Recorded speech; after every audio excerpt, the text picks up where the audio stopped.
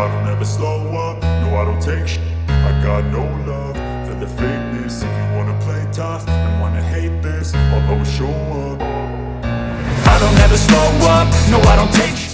Assalamualaikum warahmatullahi wabarakatuh. Rizal Gibran kembali hadir memberikan informasi seputar bantuan operasional sekolah.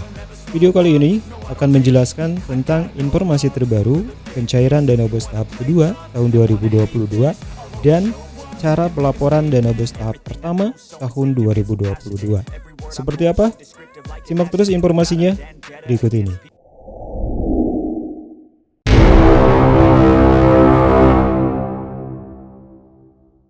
Para pengelola BOS di setiap satuan pendidikan, seperti yang kita ketahui bersama bahwa penyaluran dana BOS tahap pertama itu sudah disalurkan hampir di seluruh Indonesia. Masih banyak sekolah-sekolah yang memang sampai saat ini masih belum menerima dana BOS tahap pertama. Entah itu terkendala dengan pelaporan ataupun juga terkendala dengan administrasi seperti rekening yang bermasalah ataupun juga permasalahan di cut-off. Nah, bagi Bapak dan Ibu yang memang saat ini dana BOS-nya tahap pertamanya sudah diterima, berarti kita tinggal melaporkan realisasinya.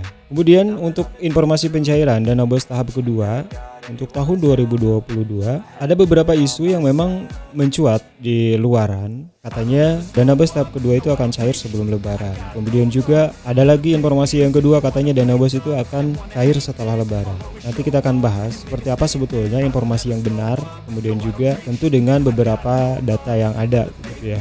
Sebelum kita membahas tentang pelaporan dana BOS tahap kedua, saya ingin memberikan informasi terlebih dahulu mengenai penyaluran dana BOS tahap pertama tahun 2022 khususnya untuk pelaporan secara online, realisasi secara online gitu ya. Tentu saja Bapak dan Ibu kita harus mengupdate terlebih dahulu melalui Sirbos.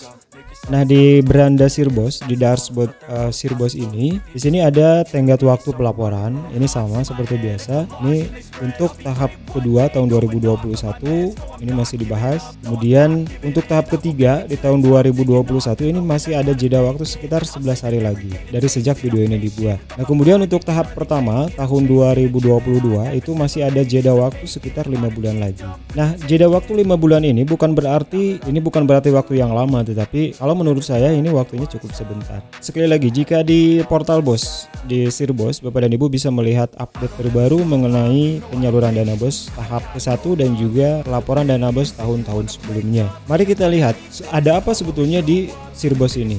Bapak dan Ibu ketika sudah masuk, kita masuk di menu dashboard yang ini. Nah, kemudian selepas itu Bapak dan Ibu yang harus Bapak dan Ibu lakukan, yang pertama di sini konfirmasi terlebih dahulu dana BOS-nya. Dana BOS-nya Bapak dan Ibu itu sudah diterima atau belum? Nah, jika sudah, tinggal dikonfirmasi. Nah, jika belum berarti ini masih dalam proses. Nah, cara mengkonfirmasinya tentu ini harus menggunakan nomor rekening, kemudian juga nama bank di sini.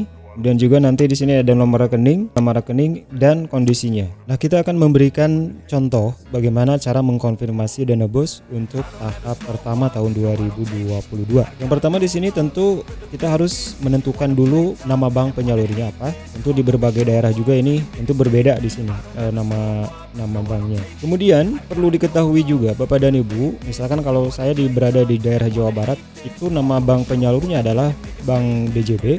Untuk mempermudah Bapak dan Ibu, sesuaikan nama rekening ini, sesuaikan nama bank ini dengan nama yang ada di buku rekening, gitu ya.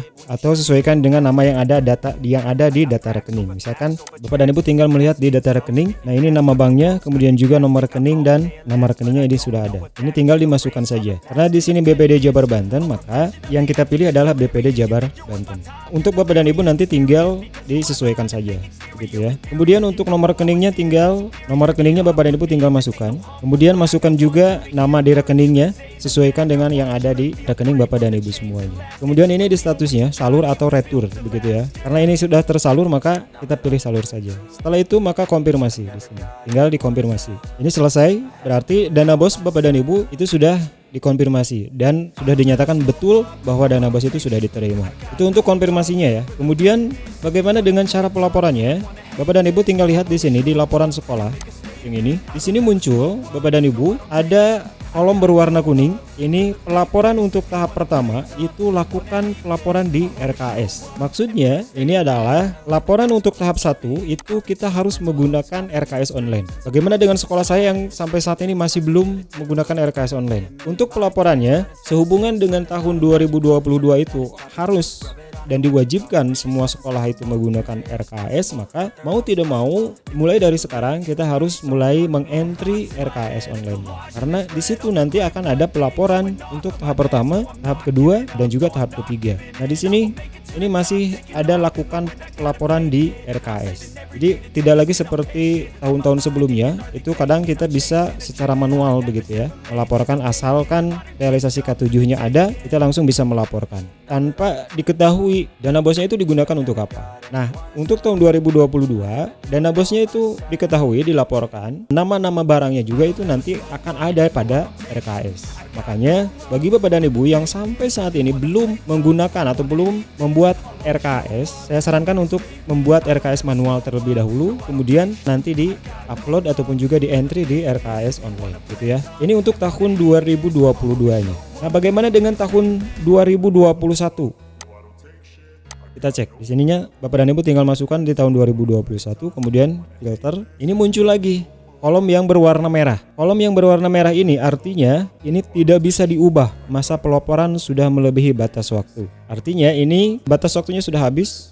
Jadi Bapak dan Ibu tidak lagi bisa merubah dana ini. Misalkan tidak sesuai begitu ya, dananya tidak sesuai dengan yang kita terima karena ini sudah masa aktifnya sudah hangus, maka ini tidak bisa lagi dirubah. Itu untuk tahun 2021. Bagaimana untuk tahun 2020 misalkan? Nah, ini juga sama.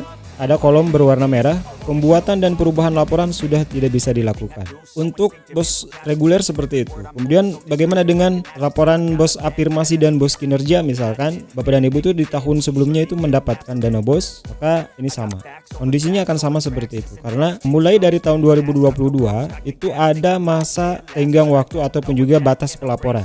Kalau di tahun 2020, 2021 itu tidak ada batas waktu. Ada sebetulnya batas waktu tapi tidak tertera seperti ini. Namun untuk tahun 2022 ini lebih disempurnakan lagi. Batas pelaporannya untuk tahun 2022 ini sudah ada, sudah tertera. Dan kemudian sekali lagi saya informasikan bahwa dana bos untuk tahap pertama pelaporannya itu tidak bersifat manual, tetapi itu harus dilaporkan melalui Arkas. Begitu ya. Silakan Bapak dan Ibu nanti bisa dicek di portal bos oleh operatornya, kemudian juga oleh tim bosnya. Bagaimana caranya, kemudian juga apa yang harus Bapak dan Ibu lakukan mulai dari sekarang, yaitu pertama menyusun dulu RKS manual, kemudian nanti setelah disepakati dan disetujui oleh Dinas Pendidikan, nanti kita upload di RKS online. Begitu ya. Nah, setelah itu Bapak dan Ibu tinggal melaporkan nanti di RKS online. Kita jangan tergesa-gesa, yang penting tenang. Di sini ada waktu kita tinggal 5 bulan lagi. Tetapi di waktu 5 bulan ini bukan berarti kita harus leha-leha, karena itu nantinya akan selama 5 bulan ini akan tertimpa lagi, akan tertindih lagi dengan laporan bos yang tahap kedua. Makanya lebih cepat lebih baik sebetulnya ya. Itu untuk teknis pelaporan di tahap pertama tahun 2022. Kemudian ada isu informasi pencairan dana bos tahap kedua tahun 2022 itu katanya itu akan disalurkan sebelum lebaran. Informasi itu belum benar, dan ketika melihat dari situasi dan kondisi administrasinya memang saya rasa penyaluran dana bos tahap kedua itu akan dicairkan setelah lebaran. Berkaca dari tahun sebelumnya itu di pertengahan Mei tahun 2021. Nah, sekarang juga saya rasa tidak akan jauh berbeda. Kita sekarang di awal-awal Mei itu ada Hari Raya Idul Fitri, kemudian juga ada cuti bersama, dan saya rasa itu penyalurannya akan dilakukan pada bulan Mei atau juga pertengahan Mei.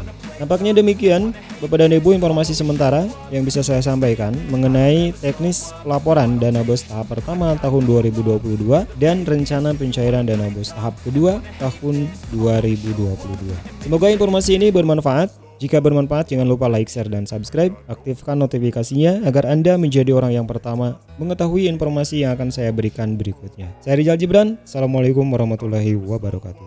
Sampai jumpa.